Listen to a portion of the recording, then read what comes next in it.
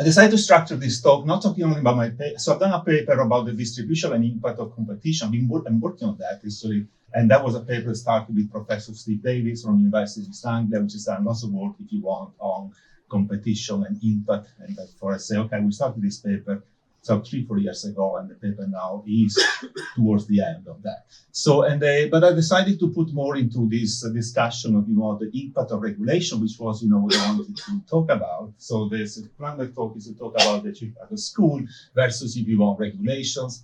And then we're looking at regulation in practice. So taking a perspective now to see if it's possible, we're not talking about, should regulation be there or not? We're talking about how can regulation in principle be effective. We know the Chicago School that was teaching up all of the issue of regulations. I'm going to talk about that into my talk. And then it comes to its most important part. Okay, if regulation is there and is effective, is one challenge is how do we measure the impact of innovation? So measuring the impact, is one of the challenging part. So that's what we're trying to talk through. And particularly my interest will be to go to talking about, is there any way to think about distributional, if you want, the impact of regulations. And then I want to finish between an important topic, though I talked at the beginning, is perhaps regulating digital markets and AI is something that we need to think ahead. A topic matrix perspective is completely different, so we should not overlap as far as I know. So here I talk about, if you want, this starting off, why revisit regulations? So I think my point is simple. We're seeing recent literature publications showing, there is being a rising in markups. So the market as it is, that a competition, seems not to be producing the benefit that we want for consumer. Rising markets in a simple way means a transfer of resources from consumer to producers, okay? And then when you look at the producer, it's always going to be in the hands of few. So if you start with this way of thinking, we're in a situation where, this rising in markup also means that the competition is not as effective, particularly if you have in mind perfect competition across the debt, when we have a perfect outcome to look into that. So this is a situation that, has risen a lot in recent years. There's been lots of work showing this rising in concentration and, if you want, markup in this case. The second aspect I think is important to look at why to revisit regulation is this growing aspect of, if you want, digital platform, digital markets. So we're dealing with network effects, we're dealing with data, we are dealing with all of these, new feature of markets that bring to kick into monopolies. And then since we are dealing in this, challenge in the market, we need to think of what shall be done in this case. Should let the market do the way they want, are they almost feature of, natural monopolies that we do have it in mind here. There is a third aspect, that it comes back on regulation is to look, we've all seen these 2008 financial recessions, we're seeing now the energy crisis with, the markets are very volatile in prices, they get exposed a lot to the international, if you want, decisions of few. And in this respect, the criticism that was done at the time, 2008, in the banking sector is the regulation has been too soft. So there's been a critical, if you want, view of regulation. And when I report this is, this is simply a motivation why regulation is in person needed in this case. There is, the important part for me is, having said this, there has been, if you want, a new way now to measure, if you want, the impact of regulations, and particularly, new econometric methods that are available in order to try to assess what is the impact of regulation in the markets, I quantify that effect, which is the part that is found interesting. And alongside that is also to look at the distributional impact that regulation, that regulatory decision might have, and this is what I'm going to share with you today in the talk. So the Chicago School, we all know, which also said earlier, there are, skepticism about the intervention regulation in this case, and then of course we mentioned, the role of this regulatory captures being one of the case, the unintended consequences of regulation is, where the criticism has been, if you want, adapted. And but again, we say today the new need for regulation is because of this market. Think about the energy. There is a problem, if you want, of market that are not able to function on their own. So we might need to coexist with the regulation. So the question will come, what is the best regulation that we can have? We need to add another aspect, markets, we all know their, pricing is great. I am a very person, I mean, very much in favor of rationality and pricing, particularly oligopoly pricing, understanding pricing mechanisms, but they have their own limitations. Certainly, they do not work well when we're dealing with the consumers that are not rational. Consumers are behavioral. They take the decision in terms of heuristic decision. They don't take rational decisions. They look, the way you frame the content is affect their own decisions in a way. So even if you put the market to be functionally, this is the perfect market for competition. Competition will fail because consumers, in a way, are not engaging with the market the way we want. They're not the rational consumer that we do want. So there is, if you want, a market that becomes where monopolies take place, when competition should be there and everything should be working in practice. So we're dealing also with a situation of behavioral consumers in this aspect, and therefore, what should the regulation? So regulation will face the same problem, because if a regulator now thinks is addressing a market where there are rational consumers there and rational firms, and those are not, of course, is going to be having consequences that are non-trivial on the decision that they're going to take. So the evolution that took place, and I'm not going to talk a lot about this, to think of a refinements of regulation when you have these regulatory sandboxes, or when the regulator sits together with a company. This takes place particularly in the fintech and innovative industry, when the firms sit together with the regulator, they play their own innovation, they play their own model in front of regulators, and then at the end there's going to be an agreement that's going to work on that. Okay? So they perceive is an evolution of the way the regulatory are taking place, the regulation takes place in the market. Okay, so the Chicago School view, we already had, I think, a very good preface earlier on. I was always, when I teach the students, I start, as an industrial economist, that's what I am. I'm an econometrician, industrial economist, and I start to try to understand why do we have industrial economics or industrial organizations. Okay? And then it comes down the distinction between the Chicago School and the Harvard School of thought to that. So the Chicago's view is, we all know, markets allocate resources efficiently, so there is no point to intervene in markets because this view want to create a distortion by intervening. So regulation is not going to be able to solve the problem. Okay, that's one strong statement, which is not the only true. There is the other regulation if you want to distort the incentive that are there in place. And the third one is, government failure can produce a damage which is greater than market failure. So even if you're not, suppose the prices do not work in practice, trying to fix that because you're generating unintended consequences is going to produce an outcome which is worse than what we started with. So the other thing is, trigger point is this idea of regulatory capture. You can see this in, with Peltzman, we see it earlier. It comes, an idea that, when you're trying to regulate certain firms in the market, because the firm, the ability to lobby, and then over time, you're going to find that actually you are defending the firms that regulate the market and protecting consumer. You're going to be captured in the system. So these we observe in practice. If you look at the energy markets, there is being lots of, recent, an idea to remove the price cap. The price cap was bad for companies, was bringing many of them to bankruptcy.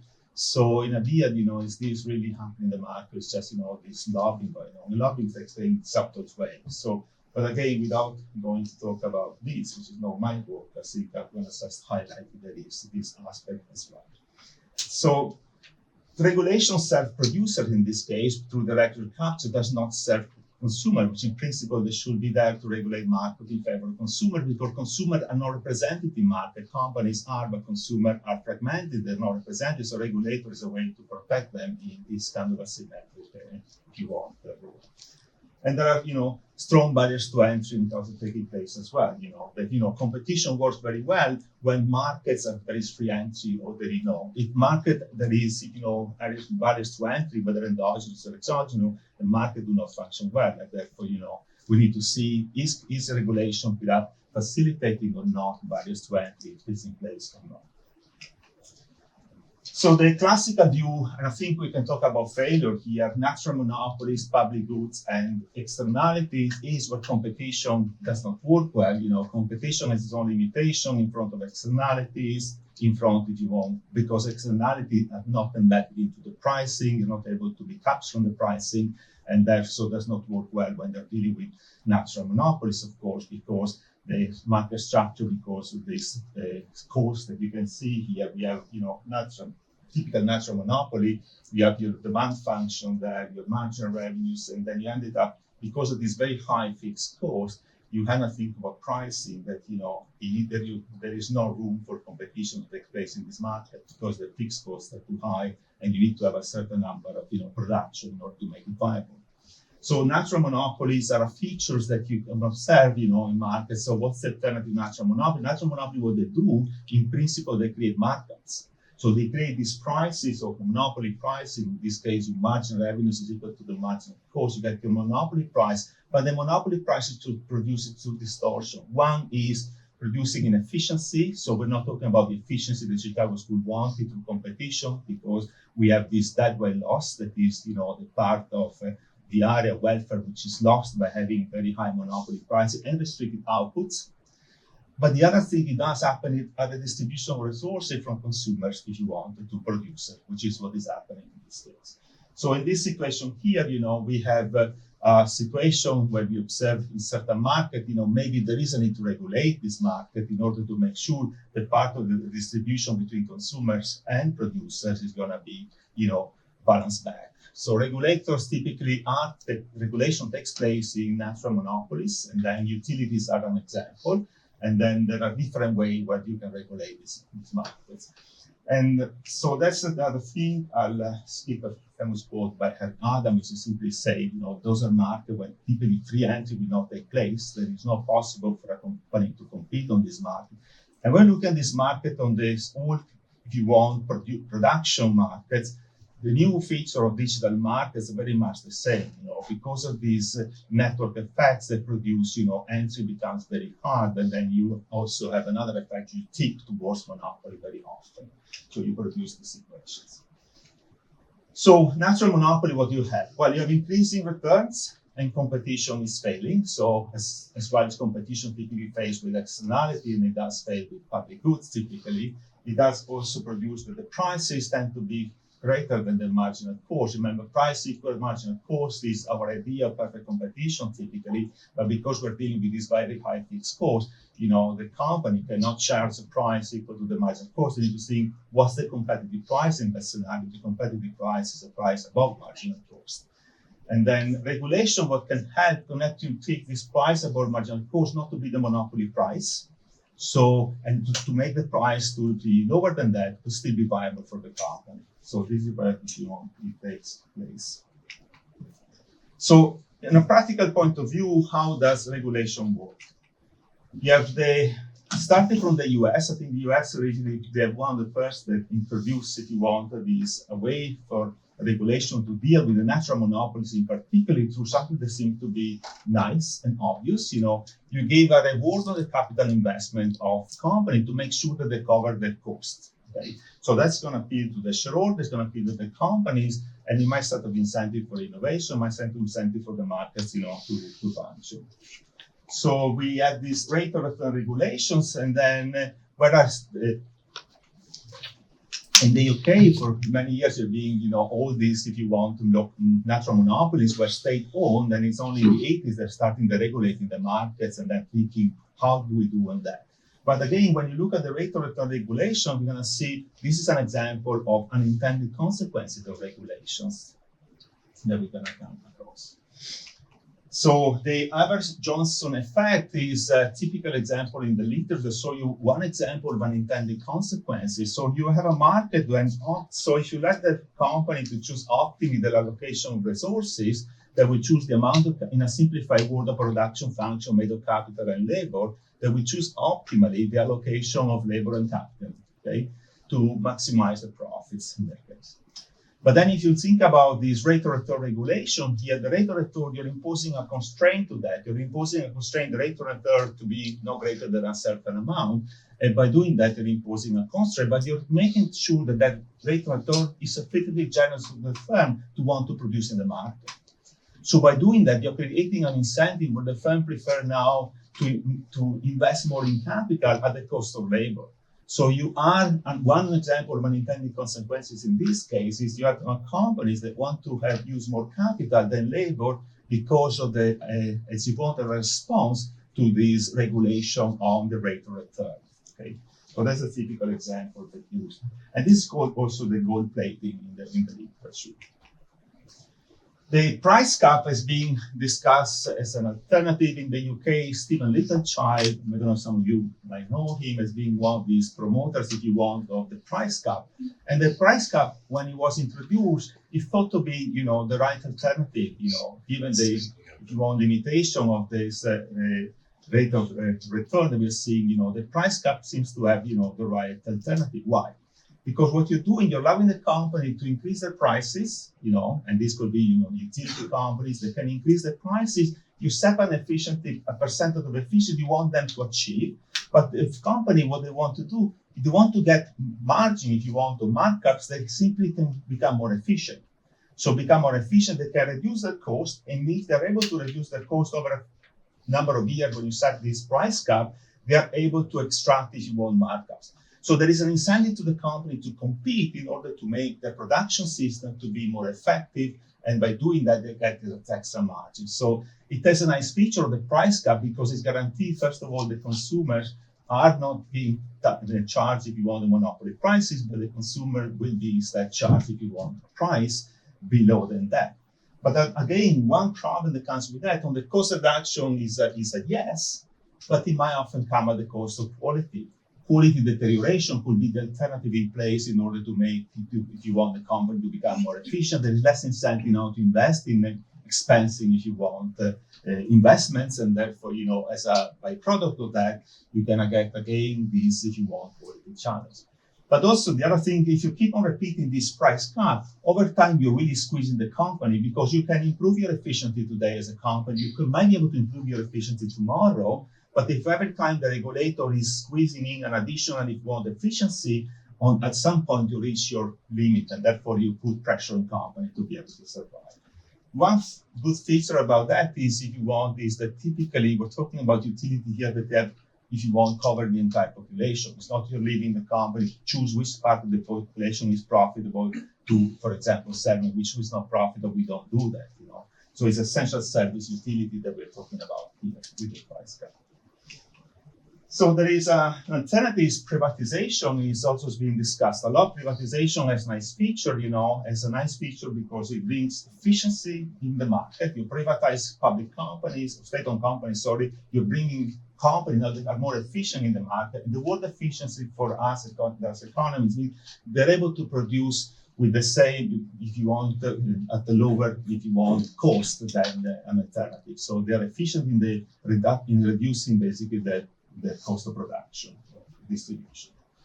So that's a nice feature. You bring efficiency in the market, but then at the same time, you are doing what you're also facing potential markups. When you bring this, if you want privatization in the market, if you let a company be there on their own, you bring competition, bring efficiency, but might be at the cost of markups.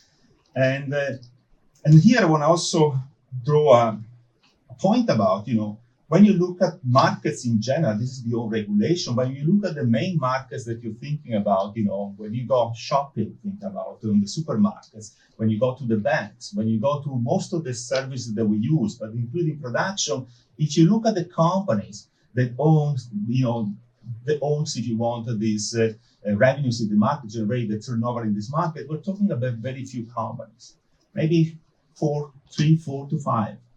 That's the UK. And these companies, they are always the same. They're always the same company. Tesco has been there for many years. Sainsbury's has been there for many years. You don't have this dynamic competition that comes in. In principle, you can have 5 companies in the market, but it's a different type of competition when these 5 companies change over time, whereas when these 5 companies are always the same.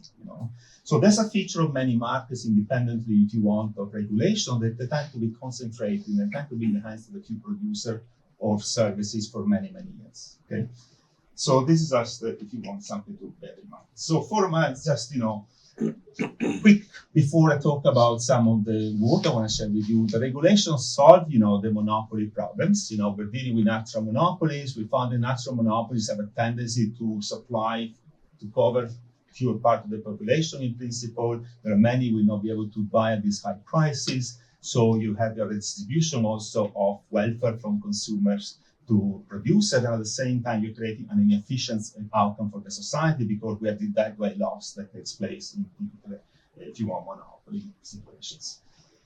So regulation solves the monopoly problem, but it deals with information asymmetry. Regulators never have full information on the cost. So if you go back, for example, even the rate of return, the rate of return will require the regulator to have an estimate of what is the return on capital that should guarantee to the, if you want, companies.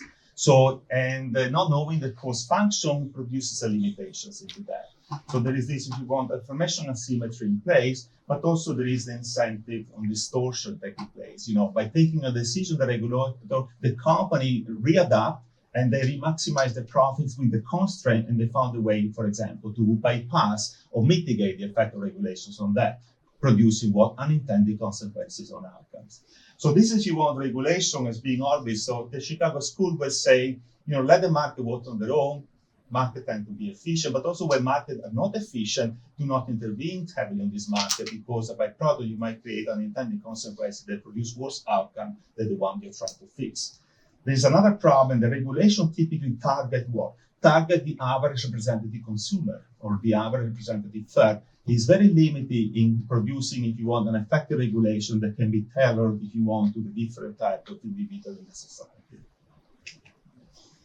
So we dealt with different type of regulations, if you want, and then one is, you know, prices, quality, if you want. We're dealing with variety. So all of these innovation. So my point here is, anytime regulation intervenes in markets, it's not only affecting pricing, it's producing changes in, you know, quality. You know, sometimes you can produce licensing, for example. You're restricting variety by licensing.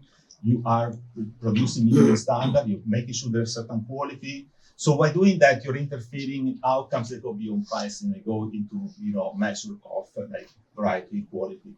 So for trade, people that do trade, variety is quality. For people that do industrial organization, quality is different than variety, but in principle, you can think of the same.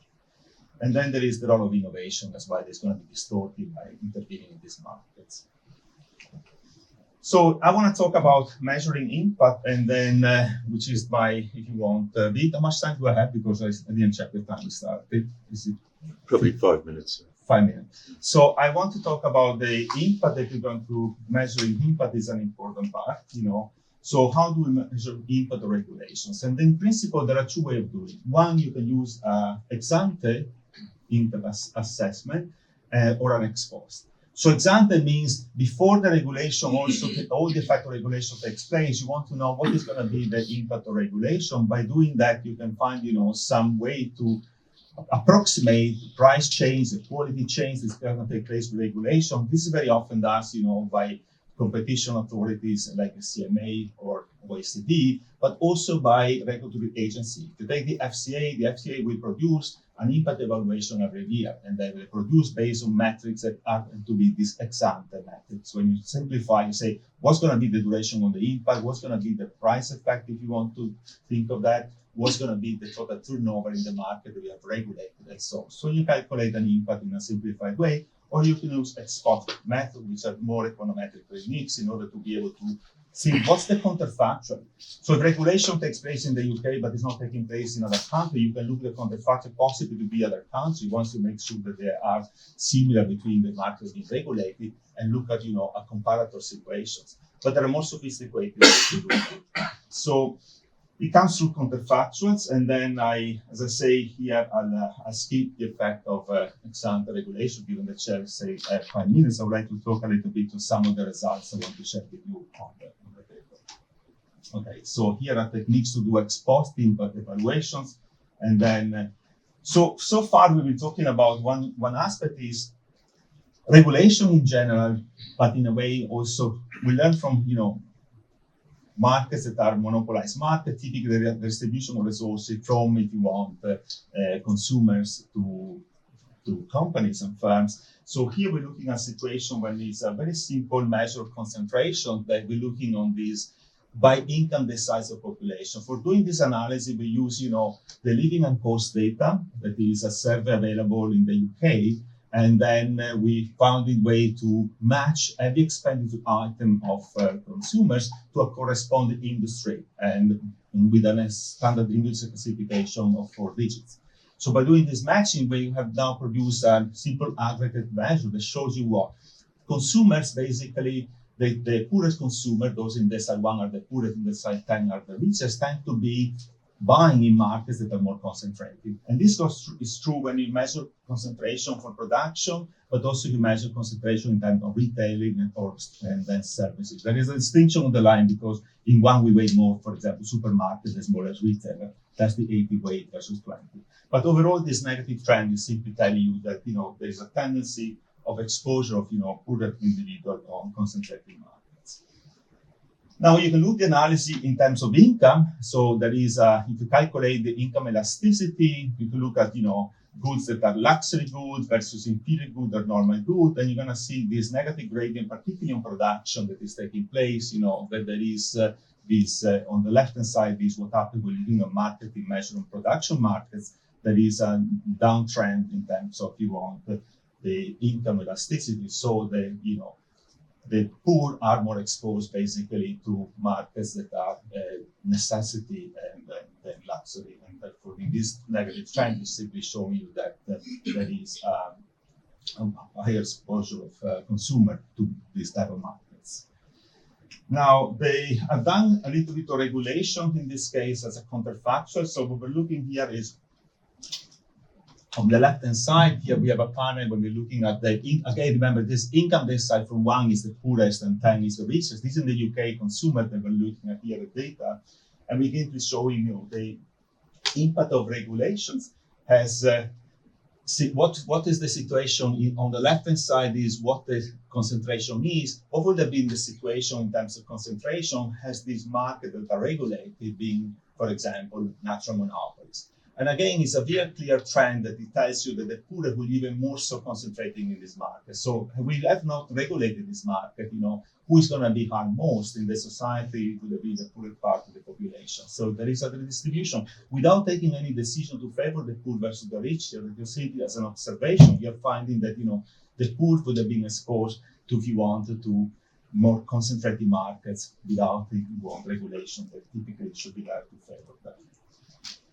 We're looking at the expenditure, so the poor spend proportionally more on what? On regulated sectors, and therefore, this again is telling you that this percentage of income that is spent on sectors that are regulated. This is where the poor tend to spend more than proportionally more. I mean, not more in levels, but more proportionally on their income than the rich in these markets. So what we do now, we look at competition policy, and we're looking, if you want. We're looking at the decision by competition policy that being to reestablish competition in the market, and we've done an analysis how much of this we match the market, match the decision to the market where the decision took place. We know the expenditure of consumer in this market, and by looking at that, we see we were able to find, this negative gradient. Again, that it happens that where the decision of competition policy, but the same regulation is taking place, is favoring proportionally more the poor that is favoring the rich. So this is a little bit of this idea of this without having to aim to favor the poor. By being there in the market, you are basically favoring the poor more than the rich. And here we're trying to measure this in terms of, markups. And to see, by intervening in this market, again, you're giving more benefit to the poor than you're giving to the rich. So this is all telling you in terms of facts. So regulation or competition policy, if you want, is supposed to reduce markups in this market. It won't improve distributions. And then it has disproportionately benefit the poor more than it does benefit the rich. So there is an angle of that. Now I have less than a minute, so I only spend 2 words. So we aren't let this maybe.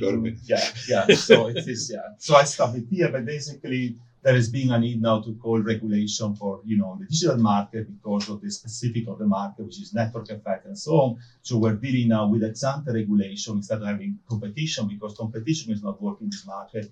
And the effect of this one I can talk around later in discussion. Thank you.